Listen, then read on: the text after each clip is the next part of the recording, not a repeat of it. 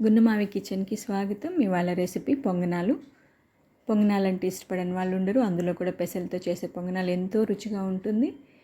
మంచి ప్రోటీన్ కూడా లభిస్తుంది. చాలా టేస్టీ అండ్ హెల్తీ బ్రేక్ఫాస్ట్ అని చెప్పచ్చు. తయారీ విధానం చూద్దాం.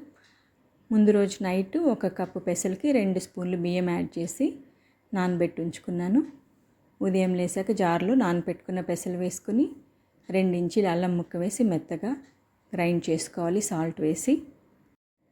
ఒక బౌల్లోకి తీసుకొని అందులో సన్నగా తరిగిన పచ్చిమిర్చి ముక్కలు, ఉల్లిపాయ ముక్కలు, సన్నగా తరిగిన కొత్తిమీర కూడా వేసి బాగా కలిపేసుకోవాలి. ఈ విధంగా కలుపుకున్న తర్వాత పొంగనాలు వేసుకుందాం. పెనం పెట్టుకొని కొద్దిగా ఆయిల్ వేసుకొని పిండిని ఈ విధంగా వేసేసుకొని మూత పెట్టి ఒకవైపు కాలిన తర్వాత రెండో వైపుకి ఫ్లిప్ చేసి బాగా దోరగా కాల్చి తీసేసుకుంటే సరిపోతుంది.